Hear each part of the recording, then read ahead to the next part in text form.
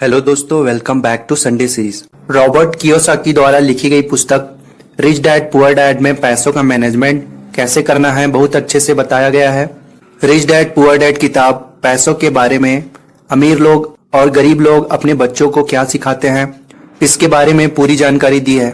हर व्यक्ति अमीर बनना चाहता है। सभी का सपना होता है कि उनके पास बहुत धन दौलत हो, महंगी गाड़ियां, बंगले, महंगे कपड़े हो। यह सपना तो सभी लोग देखते हैं, पर बहुत कम लोग ही इस सपने को पूरा कर पाते हैं। ऐसा नहीं है कि लोग मेहनत नहीं करते, बेशक वह कड़ी मेहनत करते हैं, पर पैसों का मैनेजमेंट कैसे करना है लोग यह नहीं जानते हैं। इस वजह से लोगों के अमीर बनने के सपने पूरे नहीं हो पाते। बचपन से ही हमारे दिमाग में यह बात डाल दी जाती है, यदि आप अच्छे से पढ़ाई करते हैं, अच्छे मार्क्स लेकर आते हैं तो फ्यूचर में आपको अच्छी जॉब मिलेगी और आप खूब सारा धन कमाएंगे। परंतु हमारे देश भारत में बहुत से ऐसे लोग हैं जो बहुत ज्यादा पढ़े लिखे हैं और अच्छी नौकरी में होते हुए भी वित्तीय तौर पर मजबूत नहीं है। वहीं दूसरी तरफ ऐसे भी लोग हैं जो ना तो अच्छे से पढ़ाई किए होते हैं और ना ही किसी के अंडर में जॉब करते हैं, फिर भी वे अमीर लोगों की गिनती में सबसे आगे हैं। ये जो पैसों की प्रॉब्लम है इसको हमारे स्कूल में कभी नहीं बताया जाता है, इसलिए आपको इस powerful book rich dad poor dad को पढ़ना है ताकि हमारे पैसों की जो बेसिक नीड है उसको हम पूरा कर सके। जैसे ही हम अमीर बनने की राह में कदम बढ़ाते हैं, हमारा डर और लालच हम पर हावी होने लगता है कि कहीं हम गरीब के गरीब ही ना रह जाएं। इसी डर से हम और ज्यादा मेहनत करने में जुट जाते हैं, फिर हमारा लालच हम पर हावी होने लगता है। हम उन सारी खूबसूरत चीजों की कल्पना करने लगते हैं जो पैसे से हासिल की जा सकती है। अब यही डर और लालच हमें ऐसे चक्कर में उलझा देता है जो कभी खत्म ही नहीं होता।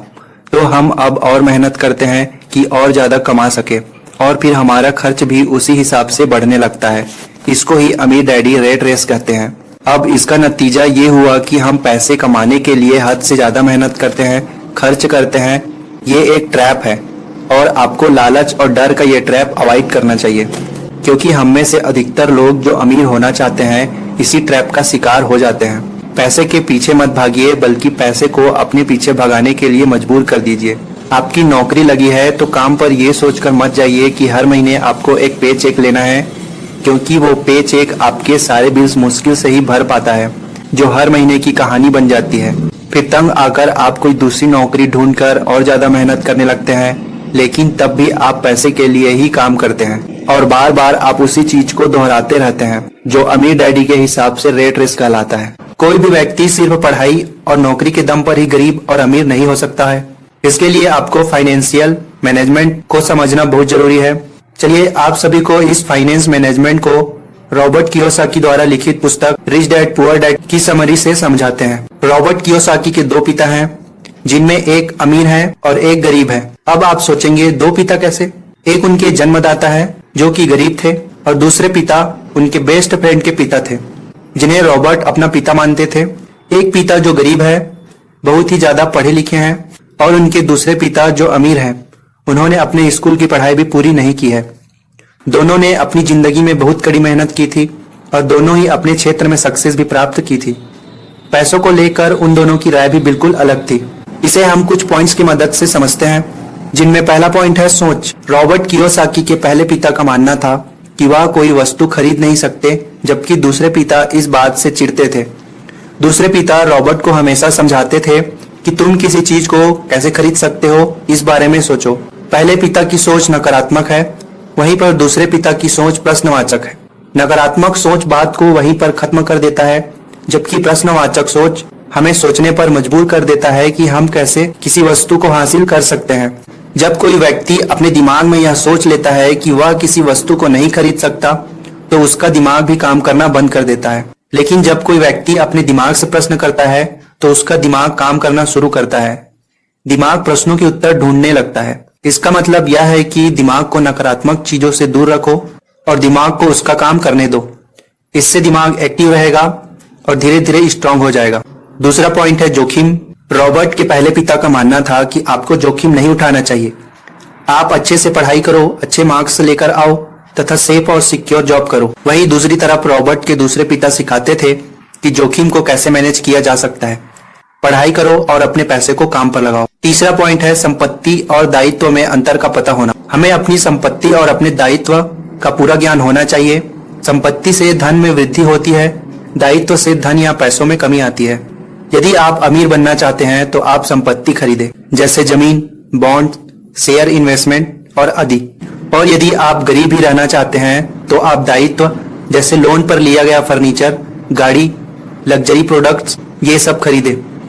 अब आप दायित्व को देखकर कंफ्यूज मत होना। आप फर्नीचर या गाड़ी खरीदते हैं तो उससे आपको किसी भी तरह का इनकम नहीं होगा। चौथा टिप्स है, सबसे पहले खुद को पेमेंट करना। रॉबर्ट के दूसरे पिता रॉबर्ट को यह बात समझाई कि सबसे पहले आप अपनी कमाई का एक हिस्सा अपने लिए रखें और उन पैसों से अपने लिए ऐसी संपत्ति खरीदें जो आपको आय प्रदान करे। पांचवा पॉइंट है, गलतियों से सीख लेना। रॉबर्ट के दोनों पिता ने उन्हें यह बात सिखाई थी कि यदि आप एक बार गलती करते हैं तो उस गलती की पुनरावृत्ति दोबारा नहीं करें, बल्कि उससे सीख ले और अपनी लाइफ में आगे बढ़े। छठवां पॉइंट है, पैसे के लिए काम। रॉबर्ट के अमीर पिता का मानना था कि हमें पैसों के लिए काम नहीं करना चाहिए, मतलब पैसों के पीछे नहीं भागना चाहिए, बल्कि पैसों को हमारे लिए काम करवाना चाहिए। वहीं पर रॉबर्ट की दूसरे पिता रॉबर्ट को पैसे कमाने के लिए दबाव डालते थे। सातवां पॉइंट है, मौके की पहचान करना। सभी को सही मौके की पहचान करना आना चाहिए। यदि आप सही मौके को नहीं पहचान पा रहे हैं तो आप कभी भी अमीर नहीं बन सकते हैं। उदाहरण के लिए, एक आदमी एक सड़क से गुजर रहा था। वहां पर कुछ घर के सामने बोर्ड लगा हुआ था जिस पर लिखा था हाउस फॉर सेल। उस समय मंदी का दौर चल रहा था, पर वह आदमी बिना घबराए हुए इस मौके को अपने हाथ से नहीं जाने देता है और एक अच्छा खासा घर बहुत ही कम कीमत में खरीद लेता है। कुछ दिनों के बाद मंदी का दौर खत्म हुआ, अब उस घर को दुगनी कीमत पर बेचता है। आठवां पॉइंट है, पैसे को सहेजने की समझ का होना। वैसे तो सभी लोग पैसे को सहेज कर रखते हैं, पर यहाँ पर सहेजने का अर्थ अपने अलमारी या गुल्लक में अपने पैसों को रखने से नहीं है। यहाँ पर सहेजने का अर्थ है अपने पैसे को ऐसी जगह इन्वेस्ट करना जिससे कि आय होती रहे। साथ ही साथ यह भी ध्यान रखना कि पैसे को ऐसी जगह खर्च ना किया जाए जिससे किसी भी तरह का इनकम ना हो। इस बात से फर्क नहीं पड़ता है कि आप कितना पैसा कमा रहे हैं, बल्कि इस बात से फर्क पड़ता है कि आप उन पैसे को कहां और कैसे खर्च करते हैं। तो हमने रॉबर्ट कियोसाकी की पुस्तक रिच डैड पुअर डैड से ये 8 पॉइंट सीखे हैं, जिनमें पहला पॉइंट है सोच का, और दूसरा पॉइंट है जोखिम, तीसरा पॉइंट है संपत्ति और दायित्व में अंतर का पता होना, चौथा पॉइंट है सबसे पहले खुद को पेमेंट करना, पांचवा पॉइंट है गलतियों से सीख लेना, छठवां पॉइंट है पैसे के लिए काम, सातवां पॉइंट है मौके की पहचान करना और आठवां पॉइंट है पैसे को सहेजने की समझ का होना। तो दोस्तों, उम्मीद करता हूं कि आपको ये समरी कैसा लगा। नीचे कमेंट बॉक्स में कमेंट करके जरूर बताइए। अगले संडे फिर कुछ नया सीखने के लिए आप अपने चैनल संडे सीरीज को सब्सक्राइब करके बेल आइकन को भी प्रेस कर सकते हैं। मिलते हैं अगले संडे एक नई समरी के साथ।